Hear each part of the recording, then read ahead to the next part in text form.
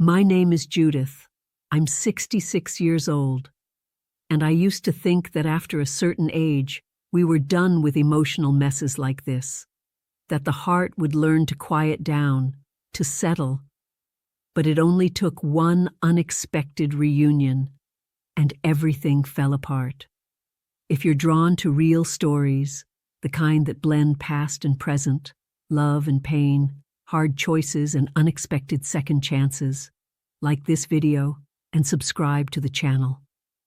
Every week, you'll hear a story like mine, or maybe one like yours, maybe even more familiar than you think. For many years, my life was calm. I had my house, my routine, my job at the library, a daughter I lost touch with after the divorce, and an old love that never really happened, but it left a space, like a room nobody ever enters, but nobody dares to lock either. What I didn't know was that this forgotten, or maybe just sleeping love would come back. Not in a dream, not by coincidence, but in a way so absurd it felt made up. He was engaged to my daughter, and there I was, surrounded by wedding dresses, bouquets, invitations, and my life turned upside down. Because no matter how hard I tried to deny it, what we had between us was still alive, hidden, but pulsing, as if time had moved on for everything else, except that feeling. Now, looking back, I still don't know if I was a victim of circumstance or a partner in fate. But one thing I do know, true love doesn't always come the right way. And sometimes, when it finally does, it's already too late. Emily called me on a Tuesday afternoon. Her voice was cheerful, full of excitement. She said she was engaged, that she wanted to introduce me to someone special. I was surprised, of course. We didn't talk often, but we were never enemies, just distant, each of us living in our own way. I invited her over for coffee.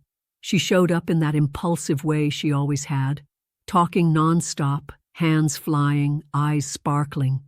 She told me she'd met Andrew at a work event. He was older, widowed, kind, intelligent. "You're going to love him," she said, smiling like a little girl. As she spoke, I kept thinking how fast time had passed. My daughter, getting married.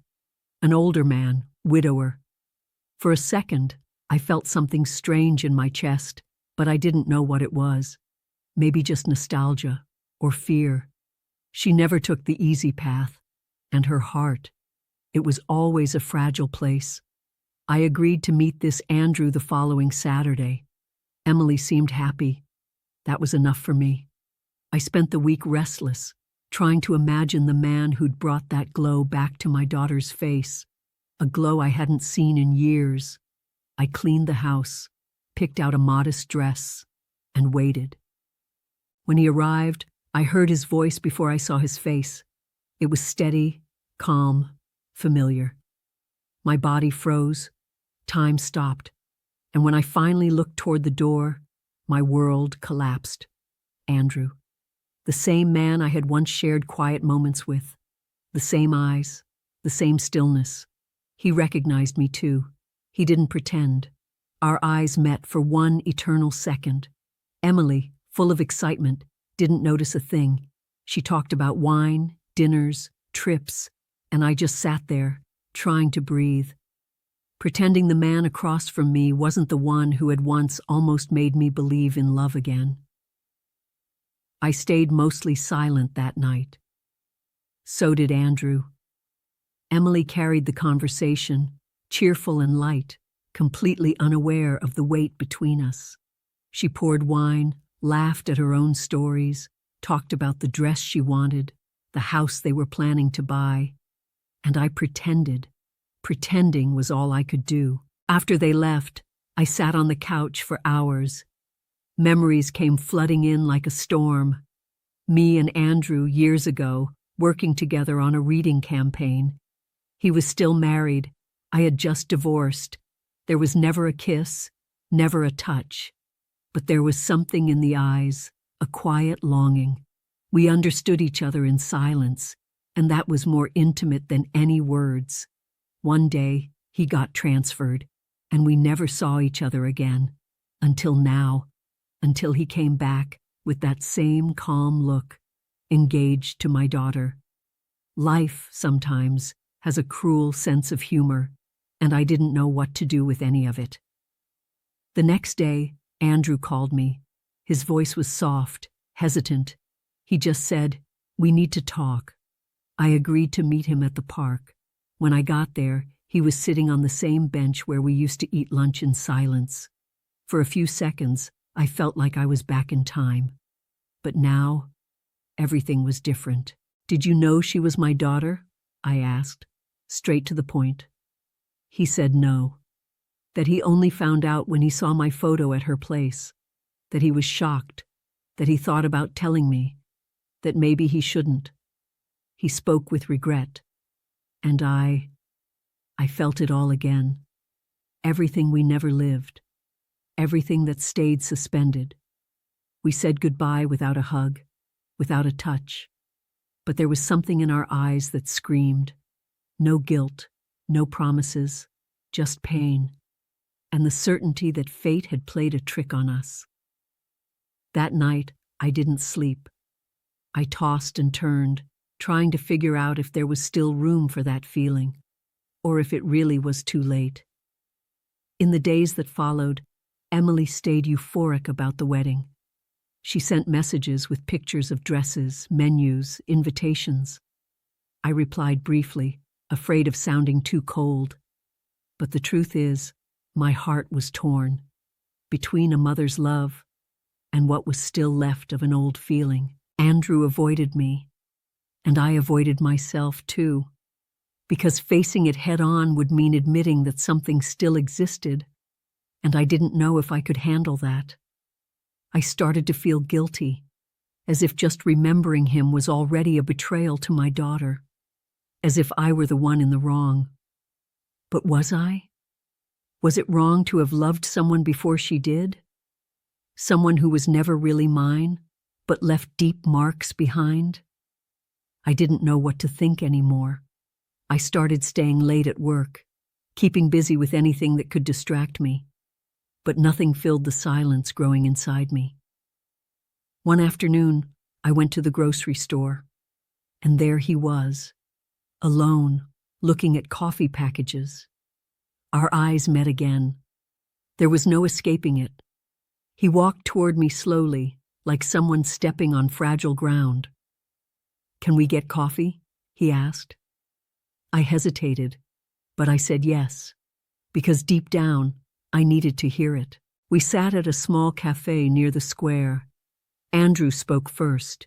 He said he never meant to hurt anyone, that he never imagined falling for Emily, that he tried to resist. But she came into his life with lightness, with warmth, and he was lonely, widowed for a long time, tired of being alone. I listened with my heart in knots, because I knew exactly what that kind of loneliness felt like. And maybe that's why I couldn't hate him, but I couldn't forgive him either. Not yet. That night, I wrote in the notebook where I keep the things I can't say out loud. Love sometimes comes too late, and it turns everything upside down. I started avoiding face-to-face meetings with Emily. I said I was tired, that I had meetings, made up excuses. She didn't suspect a thing. On the contrary, she thought I was happy for her, and that hurt more than any confrontation, because deep down, I knew her happiness wasn't really hers. It was borrowed. Andrew sent short messages. "Just checking in or hope you're doing okay." I read them over and over but never replied. I felt like any word from me could spark something that needed to stay asleep. But even in silence, I waited for more, waited for him, and that scared me. One day, Emily showed up unexpectedly at the library. She wanted to show me her wedding decor sketch. It was beautiful, all white flowers and blue details. "Blue is Andrew's favorite color," she said, and inside, my heart dropped. Because years ago, he'd told me the same thing. After she left, I closed the office door and cried. Cried like I hadn't in years, alone, with no comfort. It wasn't just about Andrew. It was about my daughter, about the life I had lived, about the woman I never let myself be. I felt angry at myself for not being braver, for staying silent for so long. The following Sunday, Andrew stopped by the library. He said he wanted to donate some books, but it was just an excuse. He knew I'd be there. He brought an old copy of a book we once read together. He set it on my desk and said softly, "Do you still read the last pages first?" Then he left. That sentence broke me. He remembered details no one else knew. I ran my fingers over the cover like I was touching a memory, and in that moment, I realized, no matter how much I tried to run, that love was still alive, sleeping inside me, but slowly waking up. That night, I dreamed of him. We were sitting on the same bench at the park, the one from our first conversation. He was holding my hand, and I wasn't afraid. I woke up with damp eyes and a tight chest. It wasn't just longing. It was a desire for something I never had, but always wanted. It felt like life was asking me to pay for what it had once denied me. I decided I needed some space. I called Emily and told her I was going away for a few days. She was surprised but didn't ask questions. I packed a small bag and went to a nearby seaside town. I stayed in a modest guest house. And there, alone, I tried to sort out my feelings and my guilt. I walked along the beach every morning, thought about my younger years, about all the things I gave up out of fear or convenience, how I'd been a mother, a wife, a woman, always in the way people expected me to be, but never quite the way I truly was. And now, at 66, my heart was pulling me back to the edge of a cliff. Andrew sent only one message during those days. "I hope you're okay. I miss you." Simple, no pressure, but honest. And that made me cry more than all the previous days combined, because that was exactly how I felt. But I couldn't say it. Not now. Not while Emily was still in the middle of it all. On the way back, I passed by his house. The lights were on. For a second, I thought about knocking, about saying everything, but I didn't have the courage. I walked away slowly, with heavy steps and teary eyes, because sometimes loving someone means walking away, not out of lack of love, but out of care for those who don't deserve to be hurt. When I got home, there were flowers at my door. Emily had left them, with a note that read, "You've always been everything to me, Mom. I can't wait for you to see me at the altar." I read it, and it felt like the ground gave way beneath me. Because maybe I was never meant to be at that altar as the mother of the bride, but as the bride of the groom. I went back to work like nothing had happened, but inside, everything had changed. I couldn't hide it the same way anymore. Every mention of the wedding made me feel sick. Emily's calls became more frequent, more detailed, more hopeful, and I grew more distant, more torn, more fragile. Andrew showed up again. He wanted to talk. I said no, said it was better if we kept our distance. He respected that, but his eyes didn't agree. There was pain in them, and tenderness too. The same tenderness that had followed me all these years, the same one I kept buried deep in my chest. I started writing letters I never sent. I said everything I didn't have the courage to say out loud. I confessed my feelings, my doubts, my anger, my longing. It felt like writing opened a window inside me, and for the first time, I could truly see myself. A woman still capable of love, but trapped by fear. One afternoon, Emily asked me to go with her to pick out her wedding dress. I went. I smiled. I gave my opinion. But it all felt like a performance. When she stepped out of the fitting room in her chosen dress, I looked at her and felt a lump in my throat. She was stunning, radiant, innocent, and I was broken, lost, a mother and a woman at war. That night, Andrew called. I answered without thinking. He just asked me to listen. He said he didn't want to hurt anyone, but he couldn't keep pretending. That he thought about me every day. That he felt guilty, but also in love. And that he didn't know what to do. And I didn't know either. I hung up without saying a word.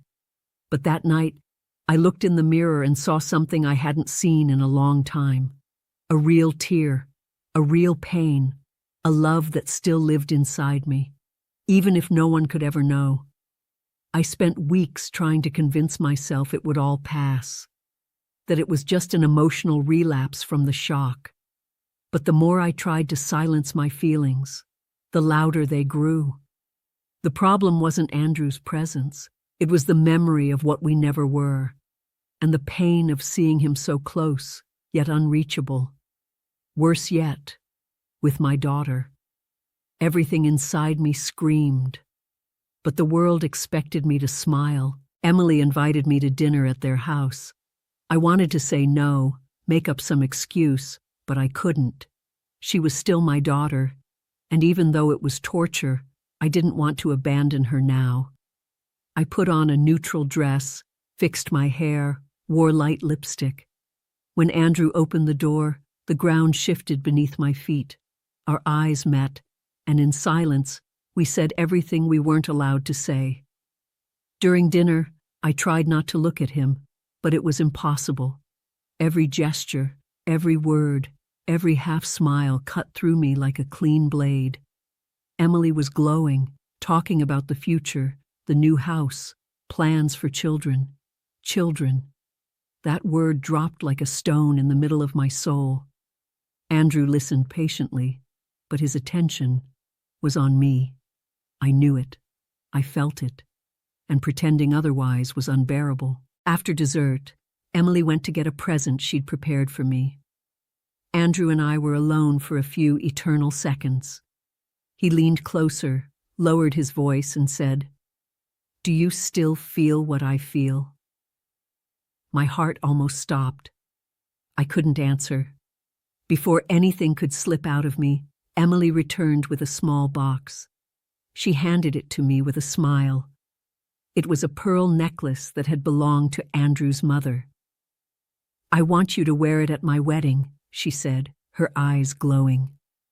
I smiled, swallowed my tears, and accepted. But inside, I was screaming. That gift was more than a sweet gesture. It was a symbol of my silence, my surrender, my helplessness. The night ended with hugs, goodbyes, and a bitter taste in my mouth. But I knew. That was only the beginning of what was coming next. The next day, Emily showed up at the library. She looked serious, composed, different. She sat down across from me and looked into my eyes. "You knew Andrew before I did, didn't you?" Time stopped. My body went cold. My instinct was to deny it, but I couldn't speak, and that silence said everything. I tried to deflect, to lie, to change the subject, but Emily wasn't a little girl anymore. She knew my face, my tone, my silence. "Did something ever happen between you two?" she asked firmly. I shook my head, but my expression betrayed me. She stood up, took a deep breath, and left without another word. I stayed there, frozen, body trembling, soul collapsing. The pain in her eyes was a reflection of my own. In the days that followed, she didn't reach out, and I didn't have the courage to reach out either. My fingers hovered over the phone, but I couldn't press the call button. Andrew sent me short messages, asking how I was, if Emily knew, if he could see me. I didn't answer, because I no longer knew if there was anything left to say. The truth had been dropped in the middle of the room like a shattered vase, and there was no way to put the pieces back together. That Friday, Andrew came to the library. He didn't say a word. He just handed me an envelope.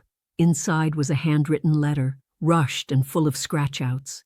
"Judith, I'm sorry for everything, for showing up in your life too late, for not having the courage back then, for losing my way. I've loved you in silence for years, and now, I don't know where to put that love anymore." I sat in the back of the room and read the letter 10 times. It felt like he was right there with me, whispering each word.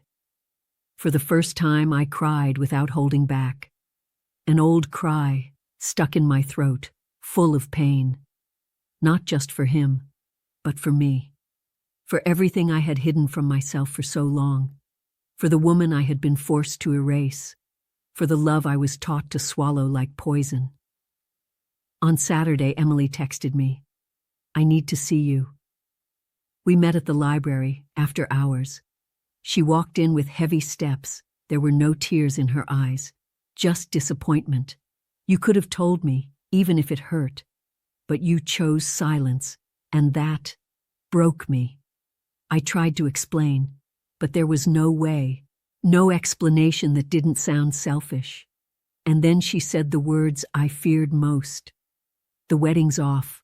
I can't look at him without thinking of you two." She left, and I stayed. For the second time in my life, I had lost love, and this time I lost both. The city woke up cloudy the next morning, but the thickest fog was inside me. The library felt bigger, emptier, quieter. I walked between the shelves without knowing what I was looking for. Maybe a book that could explain how to move on when everything you love slips through your fingers. But not all the books in the world could ease the pain I was feeling. I got a call from one of Andrew's neighbors. She said he had left town. "He's gone indefinitely," she said. My heart sank. That was the end. Of everything. Of the love we never lived. The chance that slipped away. The woman I could have been if the timing had been different. He left. And I stayed. With an empty house, heavy eyes, and the pearl necklace lying forgotten on the living room table. For many days, I didn't speak to anyone. I avoided neighbors, ignored messages, declined invitations. Emily remained silent too. Sometimes I dreamed of her as a child, running through the kitchen with her hair loose, calling me Mom in that sweet voice. I'd wake up with my chest on fire, because she was part of what I had lost too. One afternoon, the mailman rang the bell. A letter. I recognized the handwriting instantly. Andrew. My body trembled. I opened it slowly. "Judith, I'm leaving because I love you too much to keep you stuck in this storm. Emily needs time to heal, and so do I. But if one day, months or even years from now, you still think of me, I'll be here." He signed it with one short sentence that tore through me. "If I'd met you first, Judith, none of this would have happened." I folded the letter carefully and tucked it away in the back of a drawer. For the first time, I didn't cry. I just closed my eyes. And in the silence of the house, I listened to the echo of everything I hadn't lived. Yet. Life resumed its appearance of normalcy, but inside me, everything was still upside down. I went to work every day, organized the shelves at the library, smiled at the usual readers, but my mind drifted. It was like I was on autopilot, completing every task precisely, but without a soul. Emily's absence and Andrew's distance created a hollow echo inside me. And no matter how much I wanted to forget everything, I couldn't. Nights were the worst. My thoughts grew louder when the world went quiet. I'd catch myself reliving conversations, rewriting scenes, trying to imagine a different ending to what had happened. I kept wondering if things would have been easier if I had told the truth from the beginning. Maybe Emily would have understood. Maybe Andrew would have stayed. But maybe nothing would have changed. And that was the most painful part, never knowing. To breathe again, I started walking in the park. That's where my mind found a bit of relief, even if brief. The bench where we used to sit was still there, surrounded by the trees that witnessed our story. Sitting there gave me a strange kind of comfort. It hurt to remember, but it hurt more to forget. Because erasing Andrew from my life felt like erasing a part of myself. One day, a stranger sat next to me and started talking. She said she had lost her husband 20 years ago and never married again. Said true love sometimes comes late, and sometimes it comes wrong, but it always leaves a mark. Before she left, she told me something I held on to like a prayer. We survive almost everything, sweetheart, except what we never got to live. And I cried, alone, after she was gone. I went back home and for the first time took the pearl necklace out of the box, the one Emily had given me to wear at the wedding. I held it for a long time, like I was holding the memory of everything that had been destroyed. Then I put it on and looked at myself in the mirror. I didn't see a defeated woman. I saw a survivor, hurt but standing, alone but whole. And maybe that was the beginning of something new, something that belonged only to me. The next morning, I found an envelope at the library's front desk. A letter from Emily. Simple paper, familiar handwriting, just a few words. Mom, I'm still hurt, but I miss you. That broke me. I read it over and over, as if reading it again would make it last longer. And inside me, a tiny crack opened. It wasn't forgiveness yet, but it was a path. It took me 2 days to write her back. I wanted to find the right words, the kind that come from real regret, not from the urgency to be forgiven. I chose a blank sheet, no lines, like it symbolized a new space between us. I wrote with an open heart, no embellishments, no masks. I told her what happened with Andrew as honestly as I could. No minimizing, no dramatizing. Just the truth, raw and tender. I explained that I had met Andrew long before she did, and that our connection, even if never fully lived, was real. I said I stayed silent out of fear, out of shame, and also out of love for her. I apologized for not trusting her enough to tell the truth, and for not trusting myself enough to face everything head-on. I ended by saying that despite all the pain, my greatest hope was to rebuild what still existed between us. Because above all else, she was my daughter. I sent the letter and spent the next few days in quiet anxiety. I replayed moments from her childhood, birthdays, tears, talks at bedtime. Emily had always been intense, sensitive, sharp. Knowing I had hurt her that deeply tore me apart. But still, I held on to a thread of hope.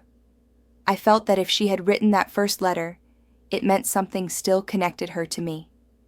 And that was enough. At the end of that week, she called. Her voice was soft, but less cold. She said she had read the whole letter, that she cried a lot, that she still felt angry, but also missed me. She asked if we could have lunch. I invited her over. I made her favorite meal, set the table with the porcelain dishes we used on happy Sundays.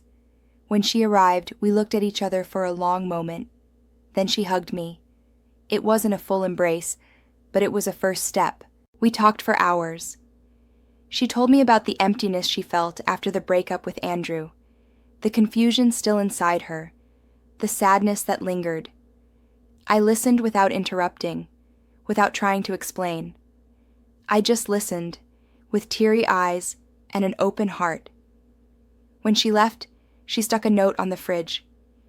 We're still here. And that meant more than 1,000 words, because love, even wounded, was still alive. That night, I sat at the kitchen table with a blank sheet of paper in front of me, and I wrote to Andrew. A short letter, but honest. I told him Emily and I had talked, that the pain was starting to turn into understanding, and that if he still wanted to see me, I would be at the park on Sunday at 4 o'clock. It wasn't an invitation. It was a chance. and only those who truly love understand the difference. Sunday morning came bright, with a soft breeze and a sky painted in blue and white. I picked a simple but lovely dress and walked to the park with a slow, steady heartbeat. I sat on the same bench as always, the one that had witnessed so many silences and almost beginnings. The leaves danced on the ground like they knew something important was about to happen, and I just waited. Andrew arrived with slow steps, as if time had moved faster over him too. He looked elegant, as always, with that same sweet and quiet gaze. He stopped in front of me, smiled without a word, and sat down. We stayed in silence for a few minutes. Then he spoke. "You look beautiful." My face flushed, but I smiled. "I thought you wouldn't come," I said. And he replied, "I'd come to you even with my eyes closed." We walked through the park together, like two tired souls, finally recognizing each other again. He told me about the weeks away, the longing, the pain of having left. I told him about Emily's letter, about our reunion, about the note on the fridge. He listened patiently, with a light in his eyes I had never seen before. And deep down, something in me knew this was the beginning of a different story. As the sun began to set, we sat back down on the bench. Andrew pulled a small yellowed photograph from his pocket. It was of the two of us, many years ago, at a library event. I didn't even remember that moment. "I've kept this photo for over 20 years, he said. "I guess I always knew, deep down, that someday it would make sense." My eyes filled. I took the photo and pressed it against my chest. It was more than paper. It was history. We walked home together, slowly. We didn't talk about the future, or give anything a label. We just shared silences and glances that said more than any promise could. At the door, he held my hand tightly. "If there's still time for us, Judith, I'm here." I didn't answer with words. I just squeezed his hand back. And in that simple gesture, everything I needed to say was there. That night, as I lay down, I didn't feel pain or fear. I felt a new peace, deep, steady, like I had finally arrived where I was always meant to be.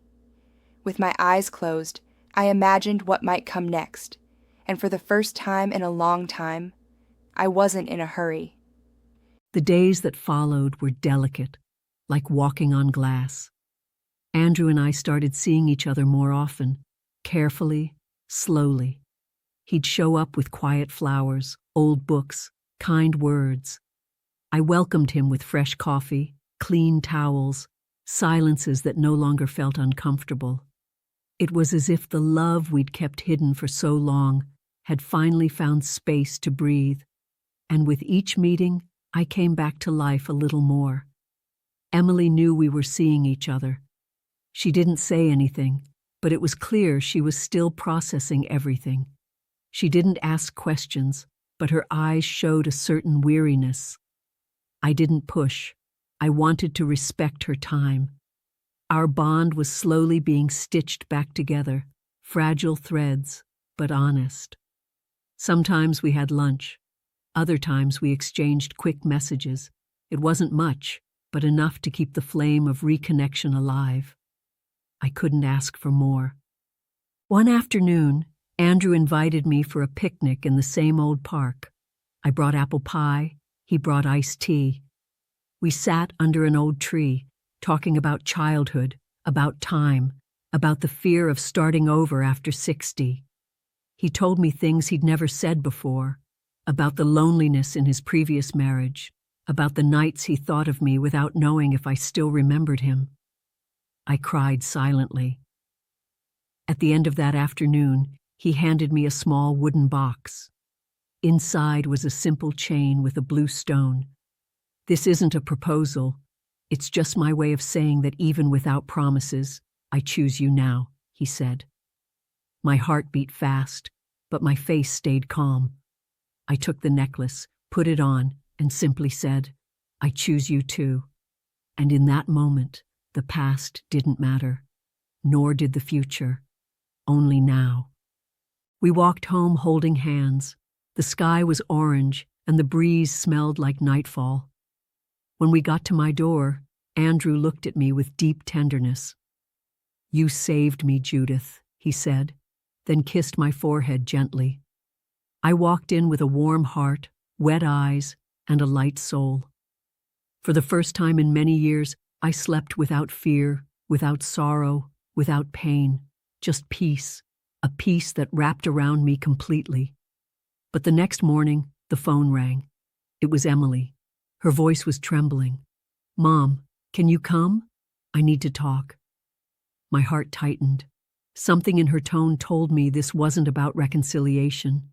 It was about something deeper, and suddenly, the ground I had built so carefully began to shift again. I rushed to Emily's house, heart pounding. She opened the door, looking worn out, red eyes, shaky breath. We sat on the couch, and she held my hand tightly. "Mom, I went to the doctor yesterday. The tests weren't good. For a moment I didn't understand. But then she continued. A lump, more tests ordered, a biopsy scheduled. The world went silent, and I froze completely. I tried to stay calm, but inside I was crumbling. Emily, so full of life, now swallowed by fear. I forced myself to be strong for her, told her we'd face this together, that everything would be okay, that whatever it was, we'd stand side by side. And she cried in my arms like she hadn't since she was a child. Life, with its cruel irony, had thrown us another test. And this time, no letter, no gesture of love from the past could change the present. That week, I did everything I could for her. I scheduled appointments, went with her to tests, cooked soups, fluffed pillows. Andrew helped however he could. He brought meals, drove us when I was too tired, fixed little things around the house. He and Emily didn't talk much, but they respected each other. It was quiet, mature, as if both understood that what mattered now was care, not the past. One afternoon while Emily slept, Andrew and I sat on the porch. He held my hand and said, "Even if all of this had happened differently, I think we still would have found each other.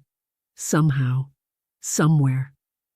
That moved me more than any romantic words, because I knew it was true.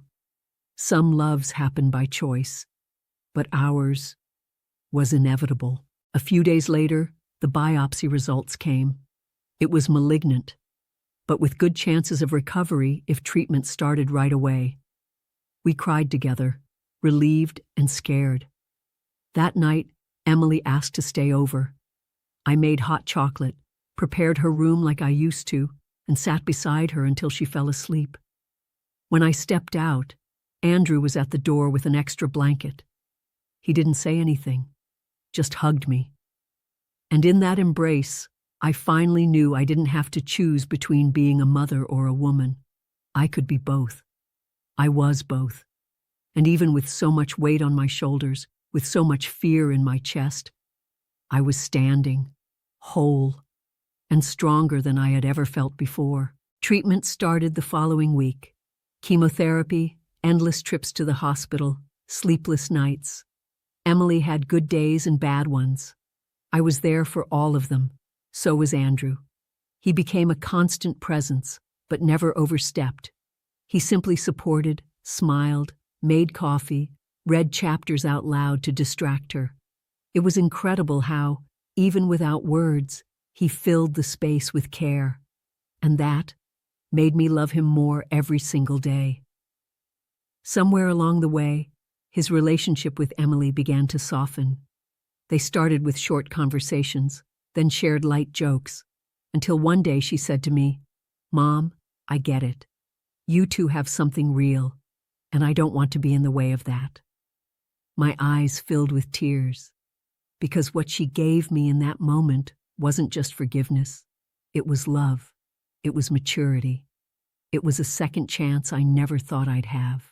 Andrew invited me over for dinner at his place. He made spaghetti, served white wine, and played our favorite song, the one from the park, years ago, when we almost said everything. After dessert, He got down on one knee, pulled a small box from his pocket, and opened it. Inside, a simple ring with a blue stone. Judith, I don't want to wait anymore. I want to live it all with you, whatever time we have left, whatever fits into our days. Will you? The tears came easily. I didn't answer with words. I just held out my hand. He slipped the ring on, stood up, and kissed me with the gentleness only late-in-life love can offer. It felt like time was finally giving us back everything we had once lost. And in that moment, I knew it was still possible to live a great love, even after everything, even after so much pain. When I got home, Emily was on the couch, wrapped in a blanket. I sat next to her and showed her the ring. She smiled, tired, but happy. I couldn't let you lose him again, Mom, she said, and I hugged her like I was thanking life itself. We were whole again, not like before, but more honest, more complete, more truly ours. That night, before I went to sleep, I wrote in the notebook I keep in my dresser drawer. It took a lifetime, but love finally came, and this time, it stayed. I closed my eyes and fell asleep with a weightless soul, because finally, everything made sense. Life shifted again, but for the first time in a long while, it changed for the better. Andrew and I began to share slow mornings, simple lunches, long conversations. He woke up early, made coffee, read the headlines out loud while I organized my books. There was a new kind of peace between us. No more fear, no more urgency, just the desire to live whatever we could, as fully as possible. Emily stayed strong through the treatment. Her hair began to fall, the nausea set in, her body struggled, but her spirit, it seemed stronger than ever. She laughed between chemo sessions, made fun of hospital food, complimented my rice even when it needed salt. And sometimes when I saw her sleeping on the couch, tired face, chest rising slowly, I cried softly, from relief, from love. On weekends, the three of us would go to the park, same bench, same tree, but a new scene. Andrew holding my hand, Emily with a blanket over her legs, a bag full of fruit and books. We looked like a small family, one that had been through earthquakes, yes, but survived. And in that simplicity, I found what I'd been looking for all along. A quiet love, a grown-up love, a present love, and most importantly, a possible one. One afternoon, Emily said, "Mom, when this is all over, I want you and Andrew to dance in my backyard." I laughed, but inside, I was moved, because that sentence held everything: acceptance, reconnection, hope. She hadn't just forgiven me, she was rooting for us. And that was bigger than any ring, any ceremony, any old dream. It was the most beautiful gift life could give me. One night, while we were washing dishes together, Andrew looked at me and said, "If someone had told me 10 years ago that the woman of my life would be you, I would have believed it, because there was never anyone else." I smiled, eyes full, and joked, "Took you long enough, huh?" He laughed, hugged me from behind, and whispered, "It took time, but it came." And in that embrace, smelling of soap and warm pots, I found more love than in any poem I'd ever read. But time, always time, reminded us that nothing lasts forever. 1 week later, at a routine checkup, Emily was told the chemo wasn't working as expected. We'd have to start a new treatment, stronger, more aggressive, and once again, life was daring us to love, even when afraid. The new phase of treatment was tougher. Emily lost weight, needed more frequent hospital stays, and started wearing scarves instead of showing her hair. But her strength never wavered. "I'm the daughter of a woman who faced her own past, Mom. I can do this too," she told me once when she caught me crying in the hospital bathroom. I held her hand with all the strength I had, because in that moment, she was the strongest woman I knew. Andrew became my anchor, quietly, without grand gestures, just by being there for every test, every waiting room, every sleepless night. Sometimes he would just lean his forehead against mine and say, "We're in this together," and that was enough. Because real love, I've learned, doesn't make promises. It holds. It shows up in the pain, in the waiting, in the care. It doesn't need a stage. It needs presence. And Andrew gave me that every day. One day, Emily asked to speak with me alone. She was weaker, but her eyes were brighter than ever. "Mom, if anything happens, I want you to stay with him. For me, for you, for everything you two fought for." I tried to interrupt, but she squeezed my hand. "This isn't goodbye. It's just a guarantee. Because if I know how to love like this, it's because I learned it from you. And for the first time, I felt whole as a mother and as a woman." The new treatment began to show signs of working. Slowly, the tests showed a response. Small, but hopeful. It was like watching life crawl its way back in. And with it, laughter returned to the house. Andrew hung string lights on the porch. I painted a wall blue. Emily ordered pizza on a Friday night. Simple things. But after so many scares, simplicity felt like a miracle. It was all we needed to believe again. One afternoon, Andrew asked me to dance in the living room. He put on some old jazz, reached for my hand, and pulled me in gently. We danced slowly, stumbling over our feet, laughing like teenagers. Emily filmed us, hiding behind the door. When I noticed, I struck a pose like an old Hollywood diva. She burst out laughing, and that laugh became my new favorite sound. It was more than happiness. It was life. And in that moment, I knew we were finding our way back home. That night, as I was closing the windows and turning off the lights, Andrew called me out to the porch. He hugged me and whispered, "If this is the rest of our life, I don't need anything else." I rested my head on his shoulder and said, "Me neither." And we stood there, under the soft lights, wrapped in the quiet comfort of two people who had been through everything and still chose each other. Time passed. Emily recovered slowly, one day at a time. Her hair began to grow back, her skin regained color, and her eyes never stopped shining.